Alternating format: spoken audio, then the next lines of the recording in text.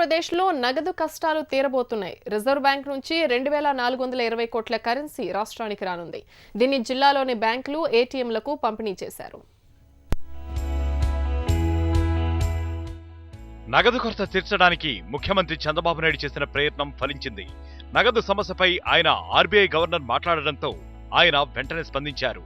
Reserve bank governor ఆదేశాలతో 2420 కోట్ల రూపాయల నగదు ప్రత్యేక విమానాల ద్వారా హైదరాబాద్ ఆర్బీఐకి చేరింది. ఆ నగదు అక్కడి నుంచి ప్రత్యేక విమానాల్లో తిరుపతి, విశాఖపట్నానికి తరలించి తర్వాత అన్ని జిల్లాలకు చేరవేశారు. తక్కువ అవసరం ఉన్న జిల్లాలకు 160 కోట్లు, ఎక్కువ వినియోగం ఉన్న జిల్లాలకు 240 కోట్ల చొప్పున పంపిణీ చేశారు. అయితే నెల మొదటి వారం కావడంతో ఉద్యోగులు, పెన్షనర్లకే సుమారు 3000 కోట్లు అవసరమవుతుంది. అలాగే ప్రజల అవసరాలకు మరింత మొత్తం రావాల్సి ఉంది. ప్రస్తుతం అందిన మొత్తంతో సమస్య కొంత పరిష్కారమైనట్లేనని అధికారులు భావిస్తున్నారు. ప్రజల ఇబ్బందులు తొలగాలంటే మరింత నగదు అవసరమని అధికారులు అంటున్నారు. మరి భవిష్యత్తులో ఆర్బీఐ ఎలా స్పందిస్తుందో వేచి చూడాలి.